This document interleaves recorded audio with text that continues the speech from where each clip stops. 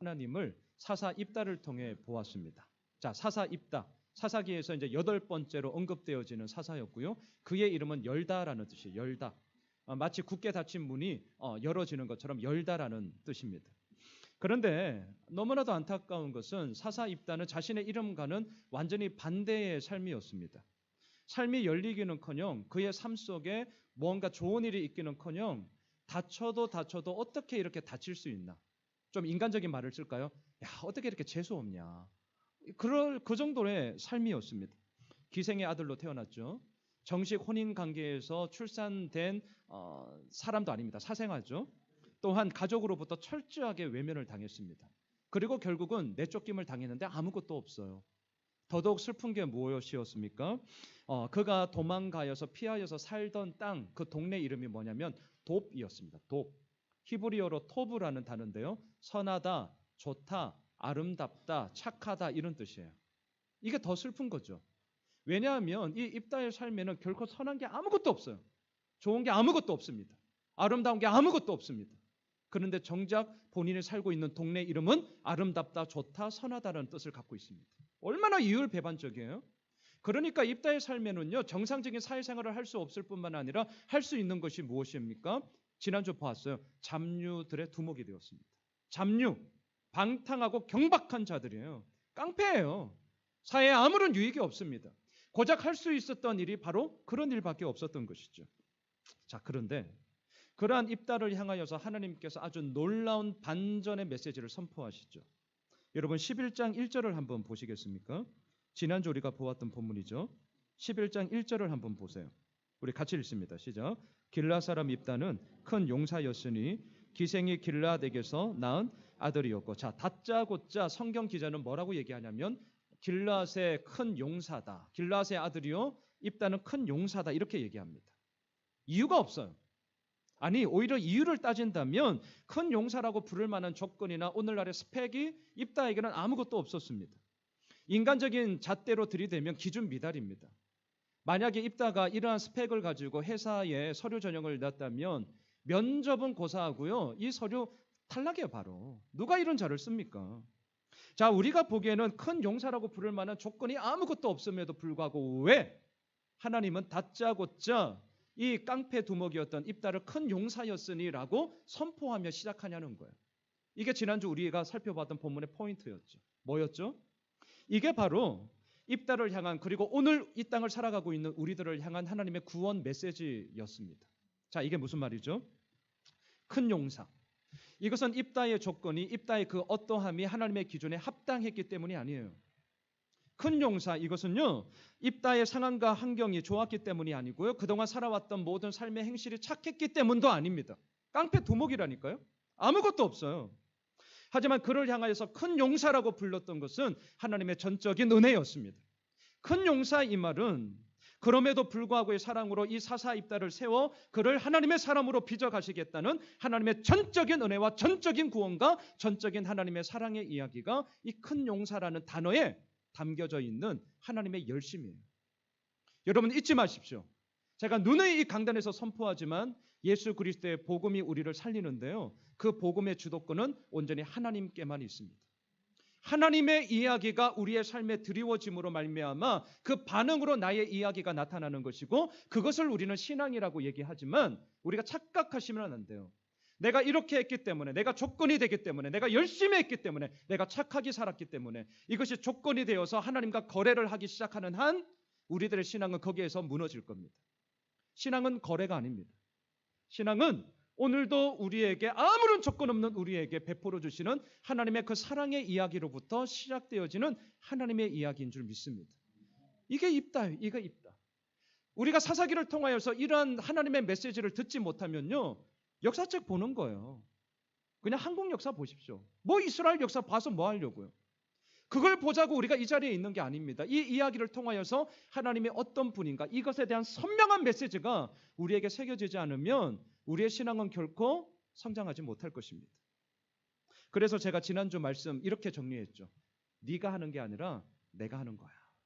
이게 하나님의 구원의 메시지예요. 네가 하는 게 아니라 내가 하는 거야. 자, 이제 입다는 길라 장로들과 함께 이 전쟁에 나서게 됩니다. 여러분 12절을 보십시오. 오늘 보면 12절. 함께 읽을까요? 시작.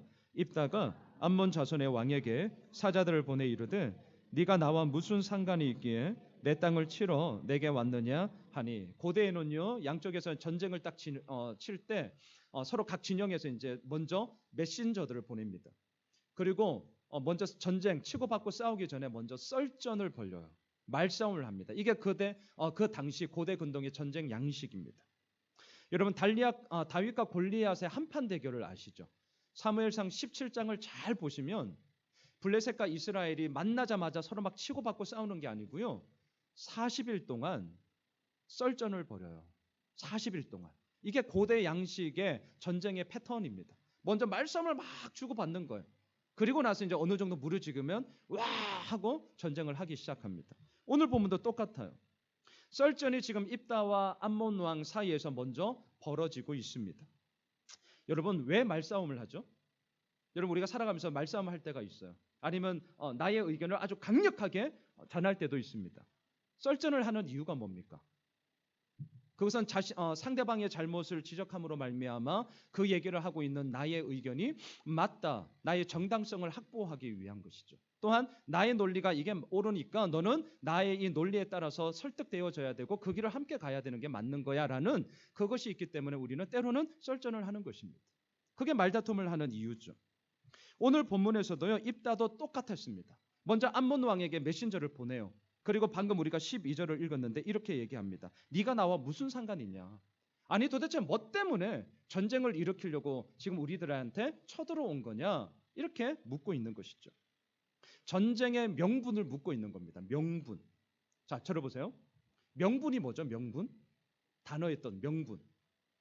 어떤 일을 왜 그렇게 하려고 합니까? 라고 물을 때에 그 물음에 대한 나의 답. 그렇죠? 이게 명분이죠. 나는 이 이유 때문에 이 일을 하려고 합니다라는 분명한 이유, 이것을 우리는 명분이라고 얘기합니다. 여러분 명분이 분명해야 그 일을 하는 자신도 떳떳하고요. 명분이 분명해야 그 일에 대해서 상대방을 설득하고 동참하라고 얘기하기에도 더 큰 힘이 바로 분명한 명분 가운데 있습니다. 저도 마찬가지예요.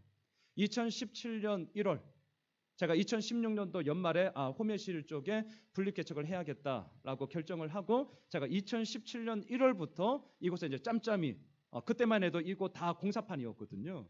그래서 한쪽에 차 대놓고 이 동네 이렇게 걸어 다니면서 지역도 보고 느낌도 이렇게 경험하고 그렇게 지역 조사를 했던 적이 있습니다. 제가 몇 번 설교를 드렸을 거예요. 저쪽 능실마을도 아니에요. 이 호메실동 금곡동 요 안에 2017년 1월부터 제가 지역 조사를 했을 때 교회가 몇 개 있는 줄 아세요? 그 당시 지금 2년 전에 얘기해요. 64개. 이 동네 요 좁은 동네 안에 64개가 있었어요. 아마 지금은 더 많아졌겠죠. 거기에 숟가락 하나 더 얹은 게 이제 예수 호메실 교회가 되겠죠. 자, 건물에 하나씩은 교회가 다 있습니다. 이때 저한테 던졌던 질문이 뭔 줄 아십니까? 아니 교회가 지금도 이렇게 많은데 왜 또 하나의 교회가 굳이 생겨야 되지? 참 교회 많잖아요. 이거 흔히들 다 생각하시는 거예요. 대놓고 우리가 얘기 안 할 뿐이지. 목사도 마찬가지입니다.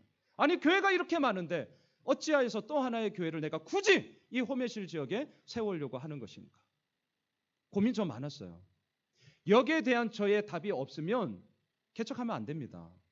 왜 굳이 세웁니까? 아무런 명분이 없는데. 자, 제가 이렇게 얘기를 하면 여러분들이 이제 묻고 싶겠죠. 그러면 목사님은 무슨 명분이 있으셨길래, 무슨 이유가 있으셨길래 교회를 개척했습니까? 이렇게 묻고 싶으시죠? 예, 그럴 줄 알고요. 제 대답은 이겁니다. 갱신과 전도 때문이에요. 갱신과 전도. 이게 제가 개척한 이유고요. 앞으로 저희 교회가 분립 개척할 분명한 명분입니다. 자, 갱신. 이게 무슨 말이냐? 기존 교회가요, 우리 교회도 이런 위험이 없다 할 수 없습니다. 우리 교회도 어쩌면 이런 위험 가운데 계속 사람판으로 갈 거예요. 기존 교회가 시간이 지나면 지날수록 자기 배만 불리고 자기 기득권에 대해서 자기 세력 확정에만 급급하는 모습을 우리는 이미 잘 알고 있습니다. 자기 부인의 길이 아니라 자기 증명의 길로 사람들은 막 쫓아가요. 이거 말이 쉽지 우리들 삶에 딱 들어오면 이거 정말 어렵습니다. 예수 그리스도는요 자기를 부인하면서 살아가는 길이에요. 그런데 우리는 예수를 믿으면서도 뭘 자꾸 하려고 합니까? 내가 옳다는 자기 증명의 길로 간다니까요. 이게 무조건 틀렸다는 것은 아닙니다. 오해는 하지 마십시오. 그럼에도 불구하고 우리가 추구하는 삶의 방향을 잘 보라는 거예요. 자기 부인이 별로 없어요. 다 자기 증명의 길이야. 그러다 보니까 교회 가운데서도요, 그 궁극적으로 목표하는 하나님의 나라에 대한 그 걸음들이 말은 그렇게 하는데 실상을 들여다보면 여전히 자기 증명의 길이에요. 자기 확보의 길이에요. 이 싸움 정말 치열하게 싸우고 있습니다. 그러다 보니까 시간이 지나면 지날수록 세상으로부터 점점 더 손가락질을 당하는 교회 공동체가 점점 더 많아지고 있습니다. 세상과 별반 차이가 없는 거죠. 아니 어쩌면 더하다는 거예요. 믿는 것들이 더해.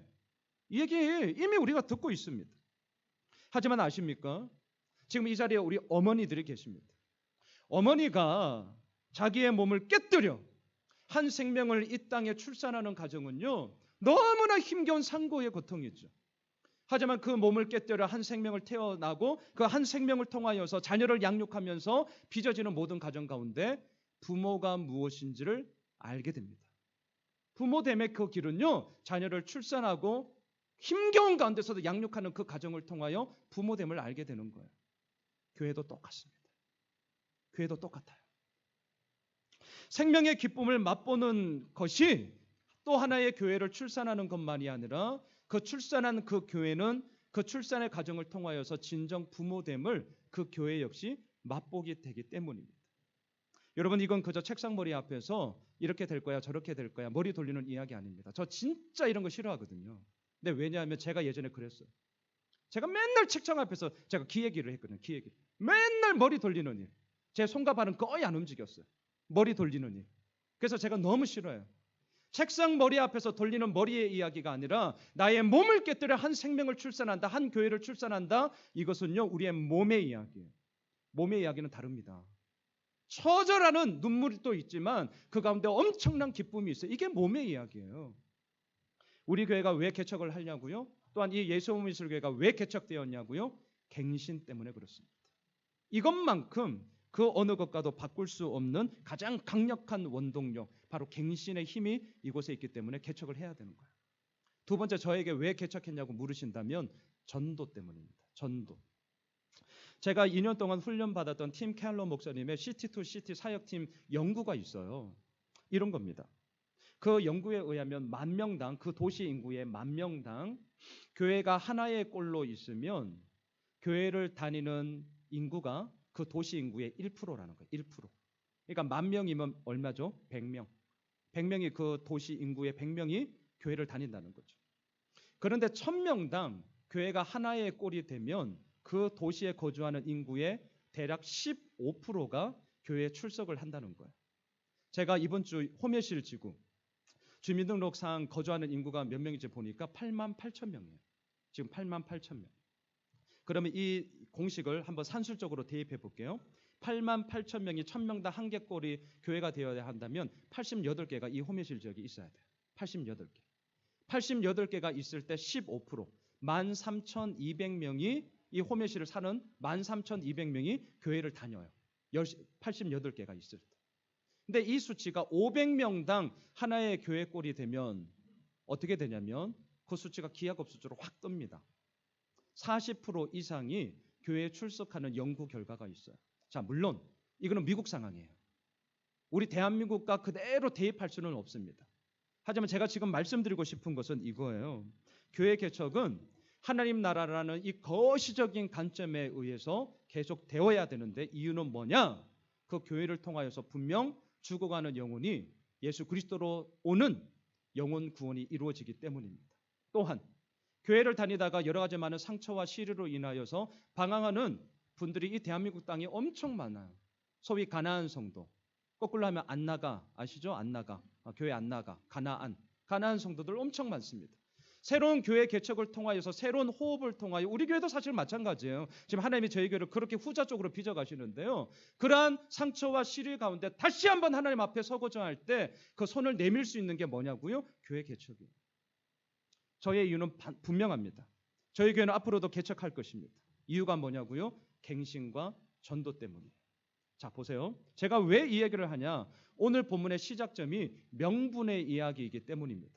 명확한 이유가 있으셔야 돼요.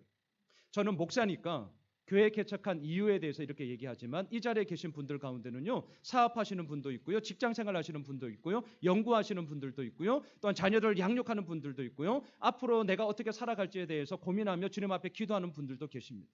정말 다양해요. 그런데 동일한 게 있습니다. 그 모든 상황들 속에 내가 왜 이것을 해야 되느냐, 분명한 이유를 찾으셔야 됩니다. 그 이유 찾음을 위해서 오늘 또한 예배드리며 하나님의 뜻을 묻고자 하는 것이죠. 여러분, 지금 입다와 암몬 왕의 전쟁 역시 명분 싸움입니다. 명분. 전쟁을 하려면 명분이 있어야 돼요. 상대방이 우리나라의 영토를 공격했다거나, 아니면 우리나라 백성들을 불합리하게 대했다거나, 아니면 서로 지키자고 약속한 그 조약을 깼다거나, 이런 등등의 이유가 있을 때 우리는 전쟁을 통하여서라도 우리 이걸 다시금 되찾아야 되는 것 아니냐라고 말할 수 있는 명분이 바로 그것 가운데 있는 것이죠. 그래서 지금 입다가 따져 묻는 거예요. 야, 도대체 너는 무슨 명분 때문에 우리한테 지금 전쟁하려고 쳐들어온 거니? 물었어요. 그러자 암몬 왕이 이렇게 대답을 합니다. 본문 13절을 보세요. 본문 13절 암몬 왕의 대답입니다. 같이 읽습니다. 암몬 자손의 왕이 입다의 사자들에게 대답하되 이스라엘이 애굽에서 올라올 때에 아르논에서부터 야복과 요단까지 내 땅을 점령했기 때문이니 이제 그것을 평화롭게 돌려달라 하니라. 여러분, 오늘 주보 설교 요약지에 보시면 제가 지도 2개를 넣었어요.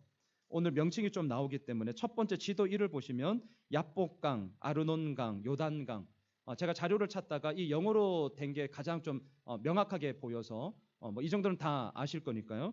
지도 1을 좀 보시면 이 강의 위치가 이렇구나 감을 좀 잡으실 겁니다. 자, 보세요. 만일 지금 이렇게 얘기하고 있는 암몬 왕의 말이 진짜라면 출애굽 여정 가운데 요단강 동편 땅을 점령한 르우벤 지파, 갓 지파, 므낫세 반 지파는 무단 점령한 것이기 때문에 잘못한 거예요. 이 암몬 왕의 말이 진짜라면, 반대로 다시금 전쟁을 통해서라도 우리 땅을 되찾아야겠다라고 얘기하는 이 암몬 왕의 말은 맞죠. 근데 반대로 만일 이 13절에서 얘기하고 있는 암몬 왕의 말이 거짓말이라면 어떻게 하시겠어요? 거짓말이라면. 그러면 암몬 왕은 이 전쟁을 일으킨 명분도 없어지는 것뿐만이 아니라 완전히 정당하지도 못한 그 불의한 길을 걸어가는 못된 놈이 되는 거죠. 반면에 내 백성과 내 영토를 지키기 위하여서 전쟁에 맞서고 있는 이 이스라엘에게는 너무나도 정당한 명분이 생기게 되는 것입니다. 자, 그럼 보세요. 오늘 본문을 통하여서 우리가 이제부터 봐야 되는 것은 이것입니다. 누구 말이 맞냐는 거예요. 요즘 많이 종종 화제되는 말이 뭐예요? 팩트체크죠. 팩트체크. 왜? 가짜뉴스가 너무 많으니까. 도대체 뭐가 진실이냐, 진위 여부를 따지는 팩트체크를 오늘 본문을 통해서 우리는 해야 됩니다. 오늘 본문의 구성은 아주 심플해요. 어려운 거 하나도 없어요. 전쟁을 하기 전에 입다와 암몬 왕이 서로 썰전을 벌입니다. 그런데 기록된 분량을 보면 재밌어요. 암몬 왕이 말하는 것은요, 지금 우리가 방금 보았던 13절 딱 한 절만 나와요. 더 이상 안 나옵니다. 13절 딱 한 절밖에 없어요. 반면에 입다가 이제부터 계속해서 이제 얘기를 할 텐데, 입다가 말한 것은 총 15구절입니다. 분량으로 볼 때 일방적으로 지금 암몬 왕에 대해서 입다가 완전히 그냥 퍼붓고 있는 거예요. 이걸 뭘 보여주냐면, 이 전쟁이 아직 시작되지는 않았지만 이 전쟁의 승리가 이미 누구에게 있다는 걸 보여줍니까? 입다에게, 이스라엘에게. 이걸 이미 썰전을 통하여서, 말싸움을 통하여서 이미 보여주고 있는 거예요. 자, 그렇다면 암몬 왕의 말이 왜 틀렸는가, 왜 거짓말이는가, 이것에 대해서 조목조목 따지는 입다를 보겠습니다. 16절로 18절을 보십시오. 이제 따지기 시작하는 거예요. 네 말이 틀렸다라는 것에 대해서. 자, 16절로 18절 함께 읽겠습니다.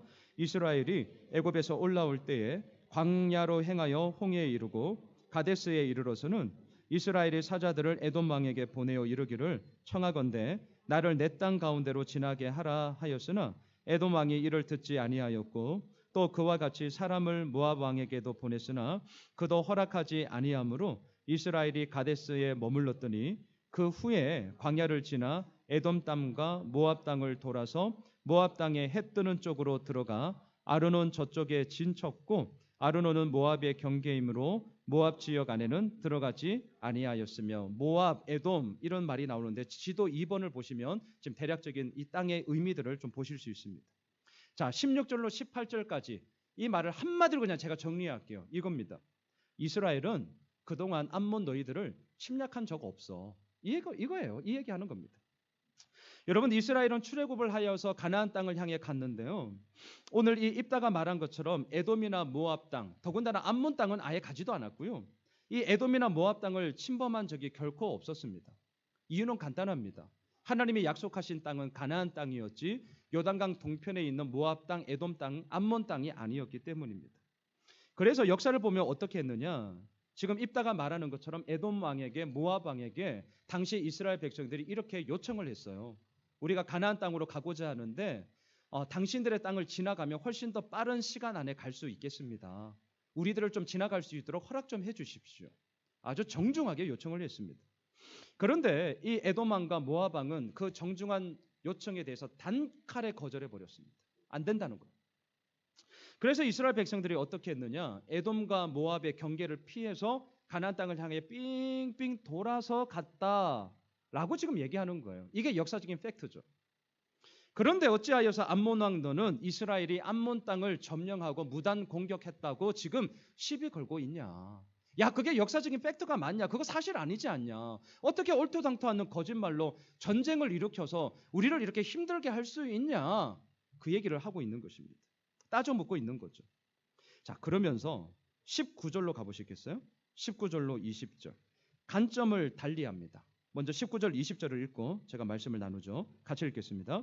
이스라엘이 헤스본 왕 곧 아모리 족속의 왕 시온에게 사자들을 보내어 그에게 이르되 청하건대 우리를 당신의 땅으로 지나 우리의 곳에 이르게 하라 하였으나 시온이 이스라엘을 믿지 아니하여 그의 지역으로 지나지 못하게 할 뿐 아니라 그의 모든 백성을 모아 야스에 진치고 이스라엘을 침으로. 이 얘기를 왜 하냐면요.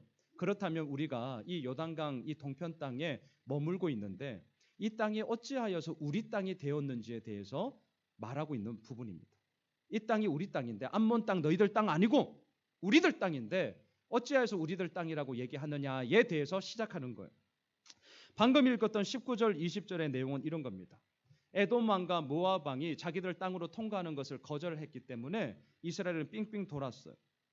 여러분, 이스라엘 백성들 입장에서야 거절당했으니까 얼마나 불편합니까? 거절당하면 짜증나요. 야, 니 참 잘났다 속으로 이렇게 이제 욕하고 싶은 거죠. 너무나 마음이 섭섭하죠. 하지만 한편으로는 에돔과 모압 입장에서는 어찌 이 이스라엘 알도 보도 못하는 이 나라를 자신의 나라로 통과하게끔 허락할 수 있겠어요? 아모리 족속도 마찬가지입니다. 당신들 땅으로 지나갈 수 있도록 좀 허락해 주십시오라고 정중하게 요청했지만 이 아모리 족속의 왕 시온 역시 안 됩니다. 아니, 내가 당신들을 뭘 믿고 내가 당신들을 우리나라 땅으로 지나가게 합니까? 안 됩니다. 이 얘기를 했어요. 그래서 20절 처음을 보세요. 20절. 시온이 이스라엘을 믿지 아니하여. 예, 믿지 못했기 때문이에요. 여러분, 충분히 그럴 수 있습니다. 충분히 그럴 수 있어요. 자, 한번 생각해 보시죠. 출애굽한 이스라엘 백성이 대략 몇 명이었습니까? 학자들마다 의견이 조금씩은 다르지만 보통 한 200만 명으로 우리가 잡죠. 200만 명. 수원시에 거주하는 인구가 몇 명인 줄 아세요? 119만 명이에요. 119만 명. 자, 200만 명이면요. 119만 명, 현재 수원시에 살고 있는 사람들에다가 81만 명을 더 보태야만 200만 명이 됩니다. 이건 어마어마한 숫자예요. 우리가 지금 그냥 앉아서 뭐 200만 명, 1000만 명 이렇게 하지 직접 눈으로 한번 보세요. 이건 어마어마한 숫자예요.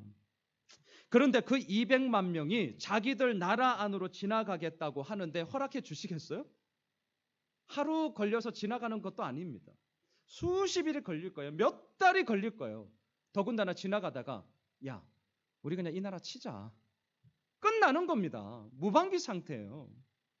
이런 위험의 가능성이 뻔히 있다는 걸 아는데 바보가 아닌 이상 어느 누가 자기 나라를 통과해서 가라고 허락하겠냐는 거예요. 여러분, 저 같아도 이건 거절하겠습니다. 여기까지는 그렇게 할 수 있어요. 본인들 땅, 본인들 마음대로 하겠다는데 뭐라 얘기합니까?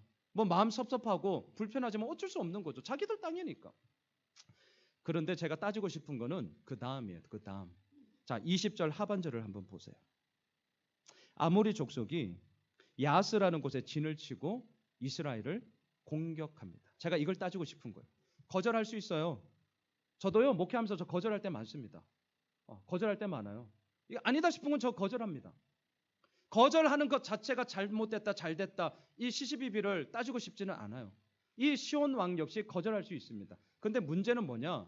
왜 전쟁을 치냐는 거죠. 왜 공격하냐는 거죠.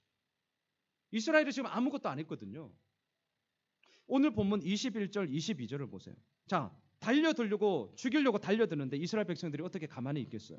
그래서 21절, 22절 보세요. 이렇게 얘기합니다. 시작. 이스라엘의 하나님 여호와께서 시온과 그의 모든 백성을 이스라엘의 손에 넘겨주심에 이스라엘이 그들을 쳐서 그 땅 주민 아모리 족속의 온 땅을 점령하되 아르논에서부터 야복까지와 광야에서부터 요단까지 아모리 족속의 온 직을 점령하였느니라. 아모리 족속이 먼저 전쟁을 했고 그 전쟁에서 우리가 함께 방어하면서 살아야 되니까 전쟁을 했다. 그리고 승리를 하게 되었다. 그리고 그때 얻은 땅이 어디냐? 지금 암몬 왕 네가 니들 땅 돌려달라고 시비 걸면서 전쟁을 일으킨 바로 그 땅이다. 다시 말할까요? 니들 땅 아니야. 우리 아모리 족속과의 전쟁에서 얻은 땅이다. 이 얘기를 하는 거죠. 자, 보세요. 지금 입다가 지나간 출애굽의 역사를요, 아주 우리가 지금 읽으면서도 좀 피곤하잖아요. 이게 뭔 말이요? 좀 이를 싶을 정도. 오늘 본문이 좀 피곤한 본문이에요.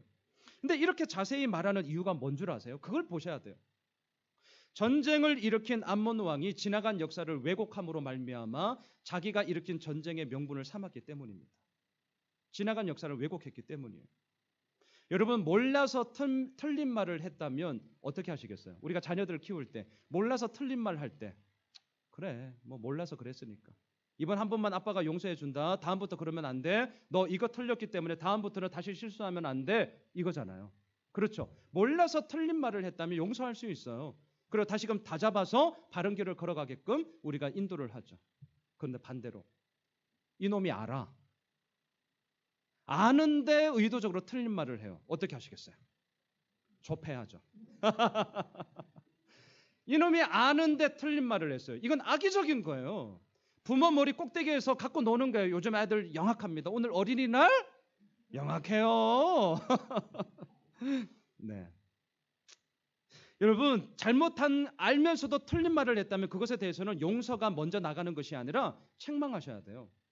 너 이거 틀린 거야. 왜 이렇게 한 거니? 따져야죠. 왜 이렇게 따지는 것입니까? 그것을 통해서 다시는 그렇게 하지 말라고.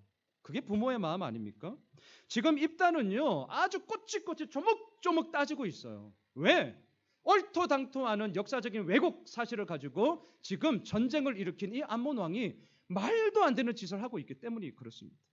입다는 막 속이 터지는 것이죠. 악의 가운데 어떻게 그래 의도적으로 왜곡할 수 있냐는 것입니다. 지금 암몬 왕의 이 모습은 하나도 하나님이 보시기에 합당한 것이 아니었습니다. 그래서 얘기하는 거예요. 지금 네가 이 땅 네 땅이라고 시비 걸고 있는데 야 봐라. 이 요단강 동편 땅 니들 땅 아니지 않냐. 우리 솔직해지자. 엄밀하게 얘기할까? 이거 암몬 땅 너희들 땅 아니라 아모리 족속의 땅이야. 하지만 우리가 전쟁을 통하여서 이 땅을 얻게 된 것이고 이제 이 땅을 우리가 뒤에서 보겠지만 300년 동안 지금까지 잘 먹고 잘 살고 있는데 왜 이제 와서 시비를 거냐. 야 그건 아니지 않냐. 우리 솔직해지자. 오늘 본문이 지금 그 내용이에요. 그 내용. 자 여러분, 지금 입다의 이 말은요, 첫째 역사적인 사실, 팩트를 근거로 하고 있기 때문에 맞는 말입니다. 두 번째, 논리도 너무 질서정연해요. 막무가내가 아닙니다. 역사적인 사실에 근거했죠. 논리에 맞죠. 이 말은 옳은 말이었고 아주 설득력 있는 말이었습니다. 저 같으면 저의 이 성품상은 이 정도까지 하면 더 이상 말 안 할 것 같아요. 저 같으면. 그런데 오늘 본문을 계속 보시면 오늘 여기서 끝나지를 않잖아요. 계속 따져 들어가고 있어요. 질문할까요? 왜 이렇게 입다가 명분, 정당함, 옳음에 대해서 이렇게 조목조목 따지고 있을까요? 입다를 한번 생각해 보셨어요? 지금 틀린 말이 아니라 맞는 말 하고 있어요. 근데 왜 이렇게까지 따질까요? 이 정도만 해도 된다니까요? 아십니까? 지난주 본문의 배경이 입다에게 있기 때문에 그렇습니다. 사실은 한편의 관점으로 보면 이렇게 조목조목 따지고 있는 입다가 한편의 관점으로 보면 되게 슬픈 거예요. 옳은 말 맞아요. 맞는 말 맞다니까요. 이 정도 해도요 됩니다. 그런데 여기서 멈추질 못해요. 왜냐하면 입다의 성장 배경 가운데 이 명분에 대한 갈등, 정당함이란 무엇인가? 예전에 베스트셀러 된 게 있잖아요. 정의란 무엇인가? 이것에 대해서 이 입다는요, 자기의 몸속에 담겨져 있는 갈등이 여전히 있었기 때문입니다. 그게 뭡니까? 왜 내가 형제들로부터 쫓겨나야 된다는 거예요? 이해가 안 되잖아요. 같이 어릴 적부터 먹고 자고 놀고 같이 자랐는데 아버지는 똑같은데 단지 엄마만 다르다는 이유로 왜 나는 쫓겨나야 되냐는 거죠. 설명할 수가 없는 거예요. 왜 이 사회는 나 같은 놈을 받아주지 않냐는 거예요. 그래서 할 수 있는 게 깡패도목된 거예요. 입다의 마음 가운데는 이 명분, 정당함, 기득권 세력이 가지고 있는 그 말에 대해서 항변하고픈 우라통이 터졌고요. 그 갈등 속에 여전히 있었기 때문에 지금 이 전쟁을 하고 있는 이 부분에도 똑같이 그것이 반응하고 나오는 겁니다. 이렇게 해도 되는데 여기서 멈추지 않고 계속해서 조목조목 따져 들어가요. 이제는 뭘 얘기하는 줄 아세요? 요단강 동편 땅에 대한 시시비비가 계속 이루어지자 입다가 자기의 의견을 명확하게 주장합니다. 뭐라고 얘기하냐면 이 암몬 땅은 아모리 족속의 땅 맞는데 그렇다면 한편에서 이렇게 공격할 수 있을 거예요. 아니 그렇다면 아모리 족속한테 줘야지 왜 이스라엘 당신들이 살고 있습니까? 그거는 잘못된 거 아니에요? 이렇게 반박할 수 있잖아요. 그래서 이 부분에 대해서 입다가 이렇게 얘기를 합니다. 오늘 본문 23절 24절을 한번 보십시오. 입다가 아주 조목조목 따져요. 자, 23절 24절 같이 읽습니다. 시작. 이스라엘의 하나님 여호와께서 이같이 아모리 족속을 자기 백성 이스라엘 앞에서 쫓아내셨거늘 내가 그 땅을 얻고자 하는 것이 옳으냐? 내 신 그모스가 내게 주어 차지하게 한 땅을 내가 차지하지 않겠느냐? 우리 하나님 여호와께서 우리 앞에서 어떤 사람이든지 쫓아내시면 그것을 우리가 차지하리라. 무슨 말이죠? 이스라엘이 아모리 족속의 땅을 차지하게 된 것은 전쟁에서 승리한 것이고 그 전쟁에서 승리한 땅을 가지고 있는 것이 정당한 것은 하나님이 우리에게 주신 땅이기 때문이다. 이 말이죠. 그런데 이렇게 말하는 것에는 배경이 있습니다. 당시 고대 근동에는 땅의 주인은 신이다라는 생각을 가지고 있었어요. 이게 보편 타당한 그들이 가지고 있는 객관적인 기준입니다. 이 당시 사람들의 생각, 땅의 주인은 사람이 아니라 신이다. 그렇기 때문에 땅의 권리는 누구에게 있냐면 누가 먼저 거기에 살고 있느냐, 누가 먼저 그 땅을 차지하였느냐. 오늘에도 우리는 여기에 있잖아요. 시간적인 순서에 의해서 누가 먼저 그것을 갖고 있느냐가 소유권의 유무를 확정하는 기준이죠. 근데 이 당시는 달라요. 신이 누구에게 그 땅을 주었느냐? 다시 말할까요? 신이 준 그 땅을 여전히 잘 지키며 보존하고 있는가? 여기에 대한 답이 땅의 소유권이었습니다. 그래서 전쟁을 해서 이기면 그 땅을 지배하게 되는데 그 전쟁의 승리는 자신들이 믿고 있는 신이 허락하여 줬기 때문에 이제부터 그 땅의 소유권은 당당하게 우리에게 있어. 이 얘기를 지금 입다가 하고 있는 것이죠.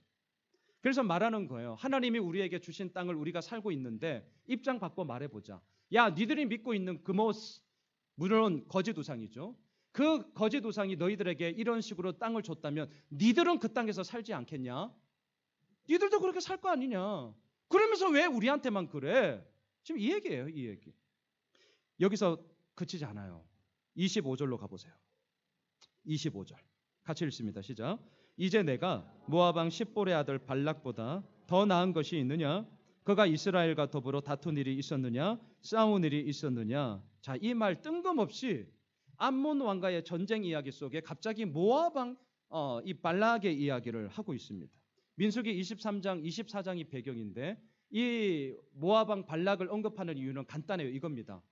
이 암몬 왕을 기죽이려고 하는 거예요. 기죽이려고. 자, 이유가 이런 거예요. 모압 왕 발락은 아모리 족속과의 전쟁에서 승리한 이스라엘이 너무 두려웠습니다.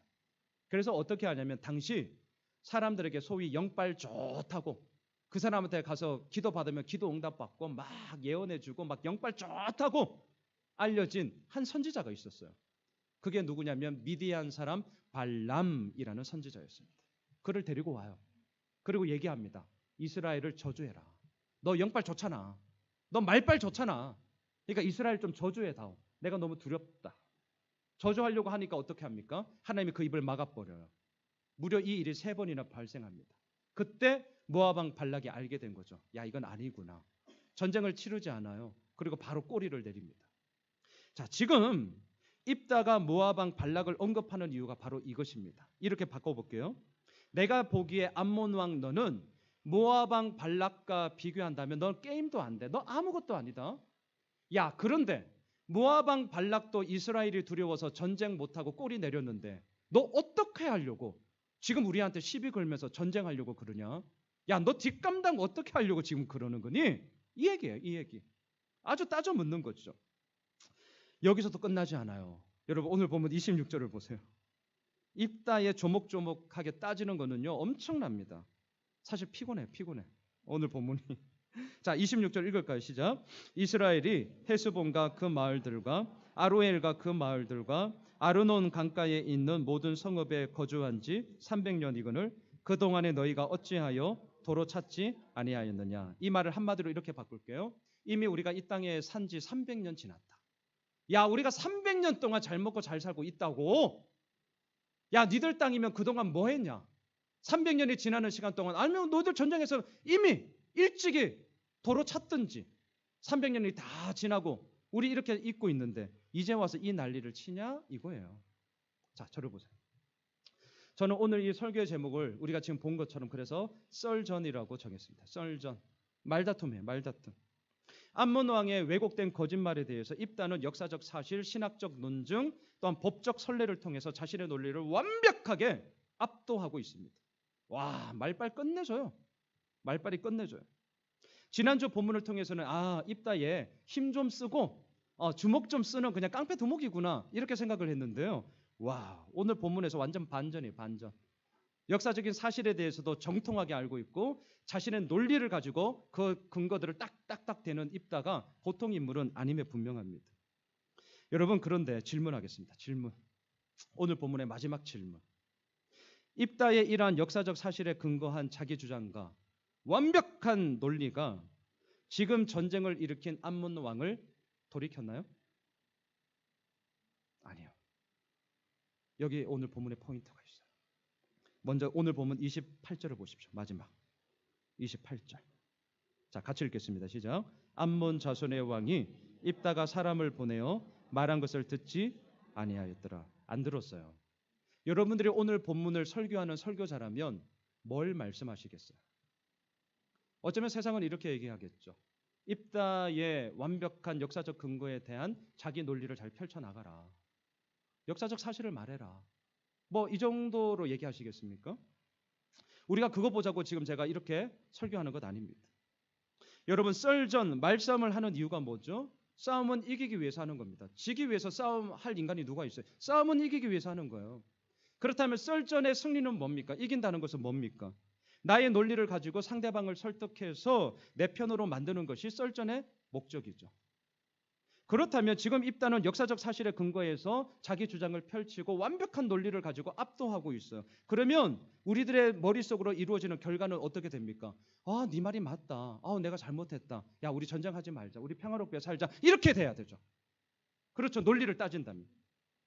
그런데 실상이 뭔 줄 아세요? 오늘 본문 28절 마지막. 말한 것을 듣지 아니하였더라. 어떻게 해석하시겠습니까? 이게 우리의 고민이에요. 이게 오늘 본문의 포인트입니다.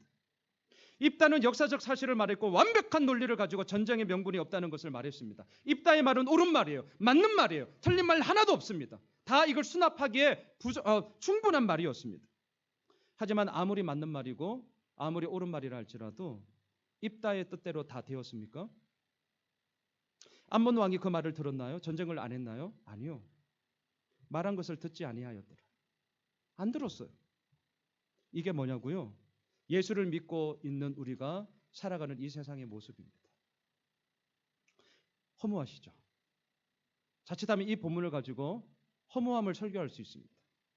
아무리 역사적 사실에 근거하여서 말하면 뭐하냐는 거예요. 아무리 완벽한 논리를 가지고 말하면 뭐하냐는 거죠. 암몬 왕은 딸랑 한 절 말했고 입단을 15을 통해서 와르르 퍼부었는데도 말을 안 들었더라. 나 몰라. 끝. 그럼 어떻게 되는 거죠? 아무리 소리 높여서 예수 그리스도의 복음을 전하면 뭐하냐는 거예요. 이 세상은 안 듣는데. 사랑하는 성도 여러분, 오늘 본문이 자칫하면요 우리들에게 허무함을 줍니다. 완벽한 논리를 펼친다고 다 듣지 않습니다. 그거 우리들에게 나이브한 생각이에요. 그렇게 오해하지 마세요. 이 세상 만만치 않습니다. 하지만 하나님께서 오늘 본문을 통해 우리에게 말씀하시고자 하는 그 마음이 뭐냐면 행여라도 네가 이렇게 했는데도 낙심할까 봐. 행여라도 네가 이렇게 했는데도 불구하고 좌절과 절망 가운데 빠질까 봐. 이런 거죠. 우리가 아무리 진실을 말해도 세상은 뻗팅기고요. 말한 것을 듣지 아니하였더라. 듣지 않을 수 있다는 거예요. 우리가 아무리 예수 그리스도의 복음을 전해도 세상은 말한 것을 듣지 아니하였더라. 듣지 않을 수 있다는 거예요. 복음을 무시합니다. 근데 여기에 실망하고 좌절하지 말라는 거예요. 믿어봐도 별 수 없네. 다 해봐도 별 수 없네. 저 목회하면서 이런 얘기 종종 많이 들었습니다. 그런 얘기 하지 말라는 거예요. 왜요? 듣지 아니하였더라. 예수님을 보십시오. 하나님 나라를 선포했습니다. 병든 자를 고쳤습니다. 복음을 전했습니다. 자신의 생명을 내걸고 사역을 했습니다. 그러면 우리는 생각하게 되겠죠. 야, 저 정도 자신의 생명을 내걸고 전한 예수님의 말씀에 귀 기울여 경청해야 되는 것 아니야? 그 말에 대해서 들어야 되는 것 아니야? 우리는 이렇게 생각하죠. 근데 이게 나이브한 생각이라는가요? 세상은 오늘도 얘기합니다. 야, 그딴 게 어디 있어? 나 몰라. 그 말을 듣지 아니하였더라. 이게 우리가 살아가고 있는 세상의 모습입니다. 어떻게 하시겠습니까? 여기에서 많은 사람들이 좌절합니다. 아무리 완벽한 논리를 가지고 말해도 안 들으니까. 완벽한 역사적 진리를 가지고 말해도 안 들으니까. 살아계신 하나님의 말씀 그 복음을 전해도 안 들으니까 믿어도 별 수 없구나. 정말 많은 사람들이 좌절하고 절망합니다. 그런데 잊지 마십시오. 예수님은요. 그 좌절과 절망의 이야기를 자신의 몸으로 받고 끝내는 십자가에서 자신의 몸을 깨뜨림으로 말미암아 그 길을 가셨습니다. 우리가 왜 예수를 믿으시죠? 이 땅에서 잘 먹고 잘 살기 위해서요? 그러면 굳이 예수 안 믿으셔도 돼요. 이 시간에 돈 버시는 게 더 잘 먹고 잘 사실 것입니다. 예수 믿는 이유는 명분 분명하게 하셔야 됩니다. 우리가 예수 믿는 이유는요. 십자가에서 자신의 몸을 깨뜨리시면서 여전히 말을 듣지 않는 그 세상을 향하여 자신의 목숨까지도 내어놓으면서 그것이 구원의 길이기에 순종하며 나아갔던 그 예수가 진짜라는 것을 믿기 때문입니다. 그 진리가 우리에게 있기 때문에 우리는 그 믿음의 고백을 가지고 나아가는 것입니다. 말씀을 정리하겠습니다. 듣지 않는다 하여서 소홀히 하지 마십시오. 듣지 않는다 하여서 적당히 하지 마십시오. 듣지 않는다 하여서 그냥 그저 그렇게 남들 살아가는 것처럼 그냥 사는 거 아니야? 절대 이러지 마십시오. 오히려 듣지 않는다 하여서 우리는 더더욱 예수 그리스도의 참된 복음을 붙잡고 나아가야 합니다. 오히려 듣지 않는 세상이기 때문에 예수 그리스도의 왕되심을 확정해 나아가며 우리는 그 예수 그리스도를 증거해야 됩니다. 왜요? 듣지 않기 때문이에요. 오늘 이 본문의 이 주제가 우리들에게 5월 한 달을 시작하는 우리들에게 진짜가 되었으면 좋겠습니다. 너무 나이브한 생각을 가지지 마세요. 무조건 될 거라고요? 아니요. 누가 그걸 근거하는데요? 하나님의 말씀 앞에 우리가 온전히 서지 않으면 우리는 무익한 존재입니다.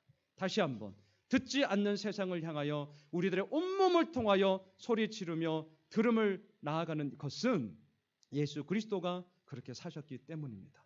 바르게는 5월 한 달 그 예수 그리스도를 향하여 또한 그 걸음을 뒤따라 나아가는 저희들 모두가 되시길 주님의 이름으로 축원합니다.